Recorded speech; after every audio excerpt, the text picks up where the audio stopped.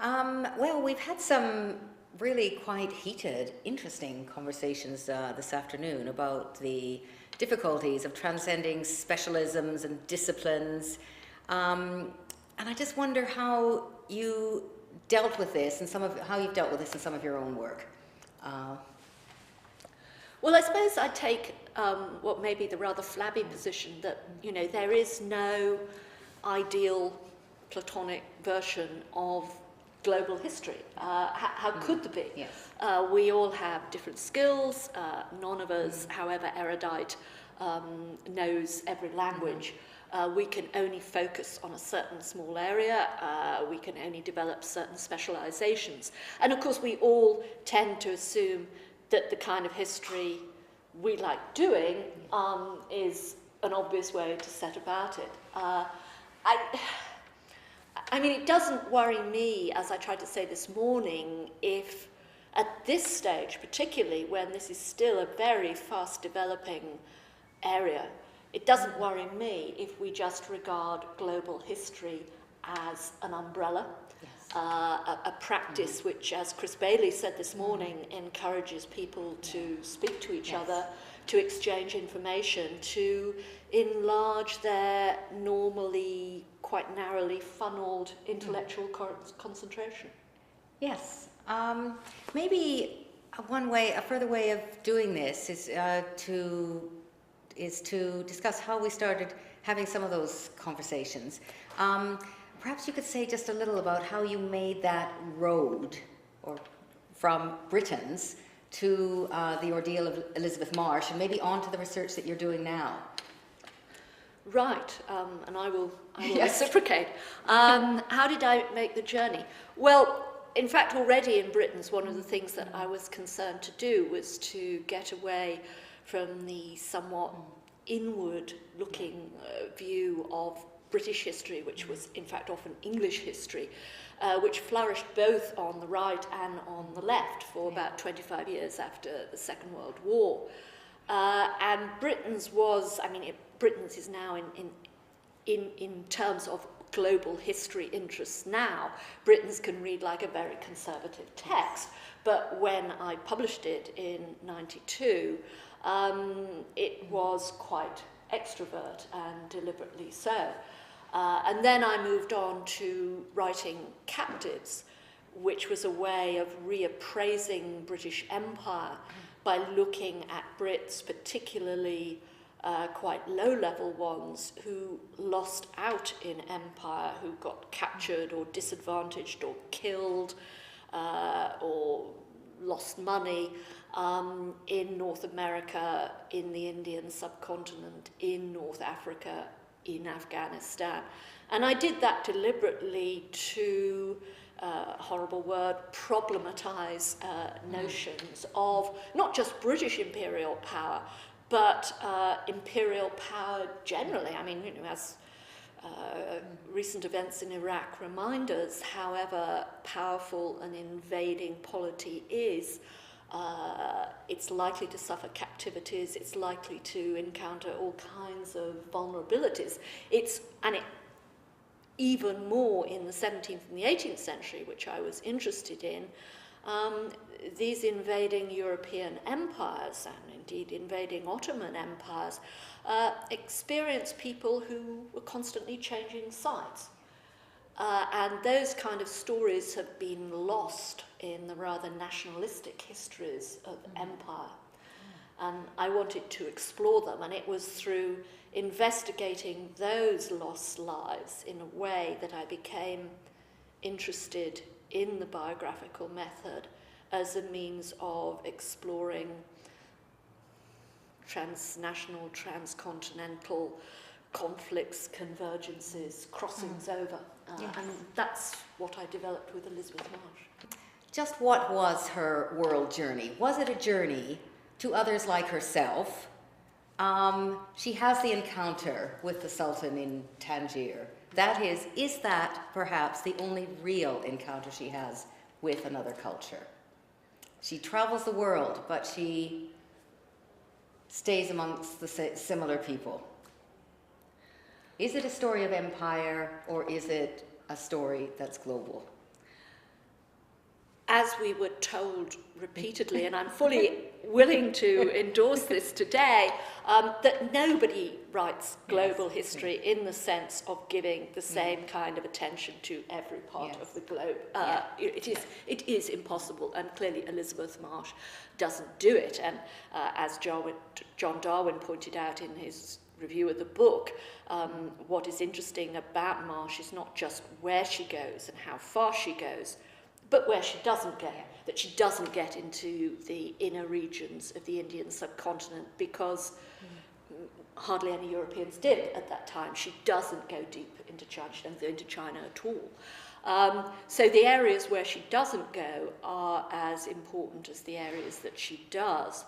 One of the things that I think is distinctive about Marsh's experiences, and where she is constantly crossing over, is that, of course, she spends so much of her life aboard ships. And okay, many of those ships are nominally Royal Navy ships, but as one knows, if you investigate who's actually sailing Royal Navy ships, there's a lot of black sailors, there are sailors from all over the world. Moreover, I wanted very much to look not just at Marsh. I mean, in a sense, Elizabeth Marsh, the book, is a kind of Forsyte saga of proto-globalization, if you allow that term. It's not just her.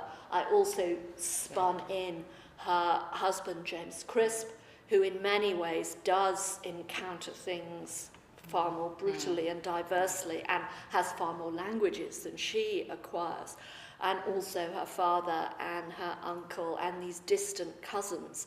And if one looks at this loose family, by the end of the 18th century, it is in every continent, and she's learning from them.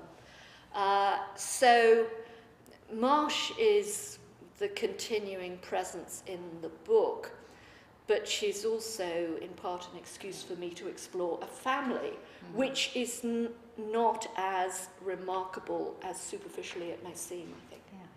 Oh, that's really fascinating. Lots of scholars move from, or have moved, in past decades, from economic history to global history. I mean, was that your pathway? I don't think it was. I had, well, I like to say I had studied the Industrial Revolution for 25 years. I moved into other aspects. I started to, we started, there was a group of scholars that came together at Warwick at a specific time. And it was an attempt, there was partly an attempt to have conversations with people in art history and English and in history. So it was very much an interdisciplinary group. And one of the things that drew us all together was the luxury debates. So it was one of those areas that I was interested in it because of the kinds of manufactured goods that I had studied, but I'd only studied these within a European framework. That was totally it. I have to say, there was also a moment when I went to a villa in Italy, outside of Vicenza, the Villa I Nanni, which contains, has a summer house with a number of frescoes by Tiepolo the Younger, and there was a chinoiserie room there. Now, I had never taken any notice before of chinoiserie rooms or whatever, but there was this spectacular fresco of a chinoiserie, a Chinese character, but very much a fantasy Chinese character, exchanging silk or some other kind of fabric, perhaps a calico, but probably silk, with a Venetian merchant. And it just really had not struck me before that. I did not want to do, I didn't have a kind of turning to doing history of empire or history of slavery, because I had a kind of moral purpose in doing it, or this, this was a kind of history that I ought to do. I really wanted to, I'd always, in just the ways I was doing history, it had to make sense to the kinds of explanations that I had. And suddenly there was something that made sense. And that was there was this big trade in Asian goods, Asian luxury goods initially, but many of them were not so much luxuries, I was soon to discover. This big trade in Asian luxury goods coming into Europe from the later 16th century, but mainly in the 17th and 18th century, and coinciding with the East India companies, etc. And again, East India companies, that was what historians of empire did. Economic historians, historians of Industrial Revolution, had never really given them a really big significance. But I wanted to trace the impact of those Asian products on the consumer sensibilities. And consumption was now becoming an area that a lot of historians were looking at the time. But I could now see that it was consumption of these goods that were coming from outside of Europe that was actually really attracting people. These were the really desirable things. And these were the things which Jan de Vries went on to write, were the things that made people change their household behavior. So it fed into Industrious Revolution. So it fitted, it worked. So I have tried to make this argument since that Asia was a significant source of the Industrial Revolution in Europe. It wasn't something that was just alongside. It was part of the process. Yeah. Well, I mean, certainly it's something that always strikes me when I look at Hogarth's paintings and engravings, how often chouannerie features in those images, but also, and this is about, I think, in part, the shock of other cultures, how often these Chinese ceramics are shown falling down or crashing.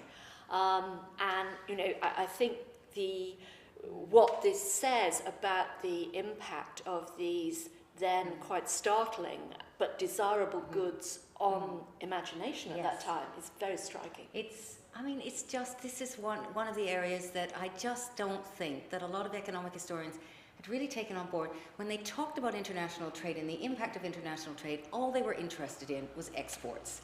And I thought what we really needed to look at was the imports.